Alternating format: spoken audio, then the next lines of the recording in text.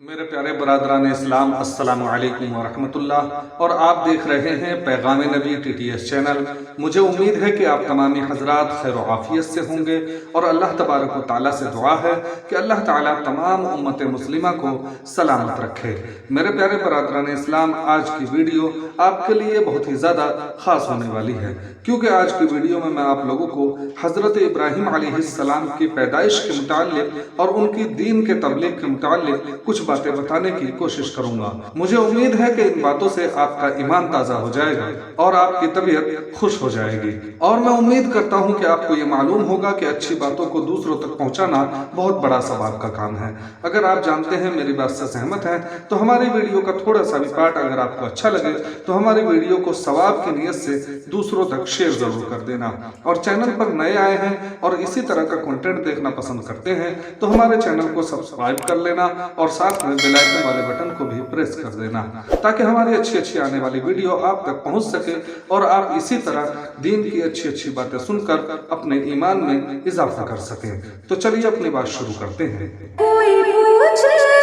ये दौर किसका है, तुम बताना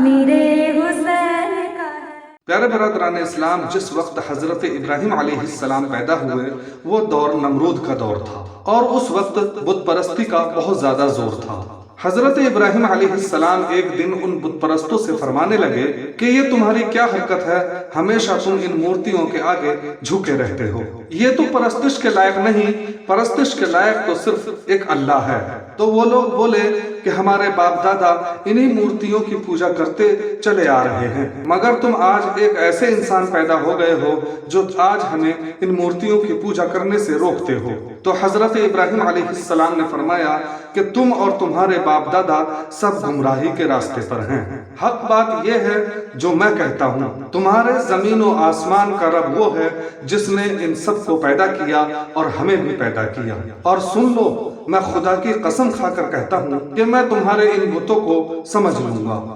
चुनांचे जब एक दिन तमाम के तमाम बुत परस्त अपने सालाना मेले में बाहर जंगल में गए हुए थे, उसी दौरान हजरत इब्राहीम अलैहिस्सलाम मौका पाकर उनके बुत खाने में दाखिल हो गए और आपने अपने कुल्हाड़ी से सारे बुत तोड़ डाले और वहाँ जो सबसे बड़ा बुत था उस बुत को हजरत इब्राहीम अलैहिस्सलाम ने नहीं तोड़ा और उन्होंने अपना कुल्हाड़ा उस बुत के कंधे पर रख दिया, इस ख्याल से कि बुत परस्त जब यहाँ आए तो ये अपने बुतों का ये हाल देखकर शायद ये अपने इस बड़े बुत से पूछें कि इन छोटे बुतों को ये कौन तोड़ गया है और ये कुल्हाड़ी तेरे कंधे पर क्यों रखा है। और शायद इस बुत से कोई आवाज ना मिलने पर और इस बुत का आजिज देखकर शायद है कि ये होश में आ जाए कि ऐसे आजिज खुदा हरगिज नहीं हो सकते। लेकिन चुनांचे जब वो लोग मेले से वापस आए और अपने बुतखाने में पहुंचे तो अपने माबूदों का ये हाल देखकर कि कोई इधर टूटा हुआ पड़ा है, किसी का हाथ नहीं तो किसी का नाक सलामत नहीं है, किसी की गर्दन नहीं तो किसी की टांग ही गायब है, उन सब हालात को देखकर वो बहुत परेशान हुए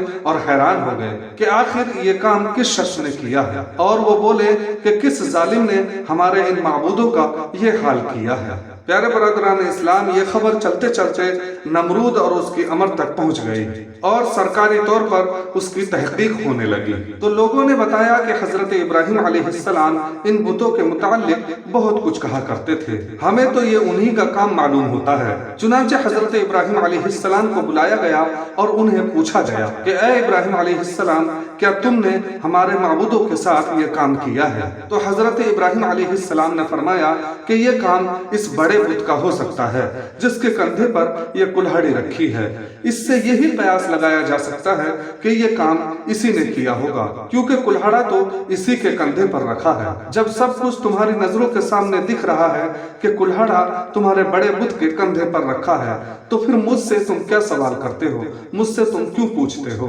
तुम अपने इसी बड़े बुत से ही पूछ क्यों नहीं लेते? हजरत इब्राहीम अलैहिस्सलाम की बातें सुनकर वो बुत परस्त बोले कि ये कुछ बोल नहीं सकते। बुत پرستوں کا یہ جواب سن کر حضرت ابراہیم علیہ السلام کو جلال آ گیا اور آپ نے فرمایا کہ جب تم مانتے ہو کہ یہ بول نہیں سکتے، یہ تمہیں کچھ دے نہیں سکتے، تم خود اپنے ہاتھوں سے انہیں بنا کر تیار کرتے ہو، تو پھر تف ہے تم بے عقلوں پر جو تم ان بتوں کی پوجا کرتے ہو اور خدا کے سوا ان کو پوجتے ہو۔ پیارے برادران اسلام، حضرت ابراہیم علیہ السلام نے جب نمرود کو اسلام کی دعوت دی، دین کی دعوت دی، تو نمرود اور حضرت ابراہیم علیہ السلام میں بہت بڑا حسب ذیل مناظرہ ہوا۔ نمرود نے حضرت ابراہیم علیہ السلام سے سوال کیا کہ تمہارا رب کون ہے جس کی پرستش کی تم مجھے دعوت دیتے ہو؟ تو حضرت ابراہیم علیہ السلام نے فرمایا کہ میرا رب وہ ہے جو زندہ بھی کرتا ہے اور مار بھی ڈالتا ہے۔ تو نمرود نے جواب دیا کہ یہ باتیں تو مجھ میں بھی پائی جاتی ہیں، میں بھی زندہ کر سکتا ہوں اور مار سکتا ہوں۔ یہ کہہ کر نمرود نے اپنے قید خانے سے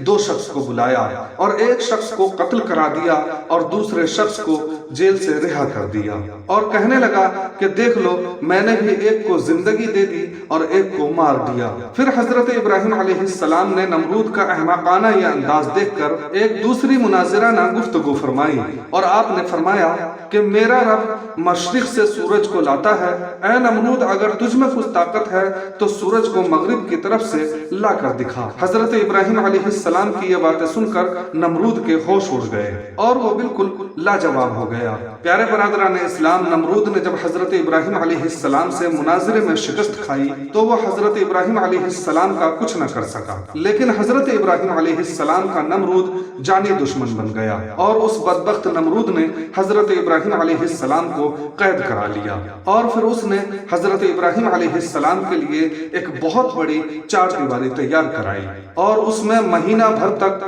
طرح طرح کی لکڑیاں جمع کروائیں، اور پھر اس نمرود نے اس میں ایک عظیم آگ جلوائی۔ اس آگ کی حالت ایسی تھی کہ ہوا میں اڑنے والے پرندے بھی جل جایا کرتے تھے، اتنی اونچی لپٹیں اس آگ کی بن چکی تھی، اور پھر حضرت ابراہیم علیہ السلام کو باندھ کر اس آگ میں پھینکا گیا۔ لیکن جس وقت حضرت ابراہیم علیہ السلام کو نمرود نے آگ میں پھینکا، اس وقت حضرت ابراہیم علیہ السلام کے لب پر یہ کلمہ جاری تھا، حسبی اللہ و نعم الوکیل۔ ادھر نمرود نے حضرت ابراہیم علیہ السلام کو آگ میں پھینکا اور ادھر اللہ تبارک و تعالیٰ نے آگ کو حکم فرمایا کہ اے آگ، خبردار ہمارے خلیل کو بالکل مت جلانا، تو ہمارے ابراہیم پر ٹھنڈی ہو جا اور سلامتی کا گھر بن جا۔ پیارے برادران اسلام، جس آگ میں حضرت ابراہیم علیہ السلام کو ڈالا گیا تھا، جس آگ کے لیے مہینوں سے تیاریاں ہو رہی تھی، جس آگ کی لپٹ کا یہ عالم تھا کہ اوپر پرندہ اڑنے والا بھی جل جاتا تھا، وہ آگ حضرت ابراہیم علیہ السلام کے لیے بہار بن گئی اور نمرود کی ساری کوششیں بیکار چلی گئی۔ پیارے برادران اسلام، ان باتوں سے ہمیں معلوم ہوتا ہے کہ اللہ والوں کو ہمیشہ لوگ تنگ کرتے رہے ہیں، لیکن اللہ والوں کا کبھی کوئی کچھ نہیں بگاڑ سکا، لیکن ہمیشہ خود ذلیل ہوتے رہے ہیں۔ تو پیارے برادران اسلام، ان باتوں سے ان لوگوں کو بھی سبق لینا چاہیے جو لوگ مسلمان ہو کر ایمان والا اپنے آپ کو کہلانے والے، جو نبی کا کلمہ پڑھتے ہوئے اولیاء اکرام کی شان میں گستاخی کرتے ہیں، اللہ کے بندوں کی شان میں گستاخی کرتے ہیں، نبی کو مر کر مٹی میں مل جانے والا کہتے ہیں، اور اس بات پر انہیں سوچنا چاہیے کہ اگر ہم اللہ والوں کی برائی کرتے ہیں، ان کی شان میں گستاخی کرتے ہیں، تو کل میدان محشر میں ہمارا کیا حال ہوگا اور آخرت میں ہماری بخشش کا ذریعہ کون بنے گا۔ تو پیارے برادران اسلام، اللہ تبارک و تعالیٰ سے دعا ہے کہ اللہ تعالیٰ ہم تمام لوگوں کے دلوں میں تمام اپنے برگزیدہ بندوں کی محبت عطا فرمائے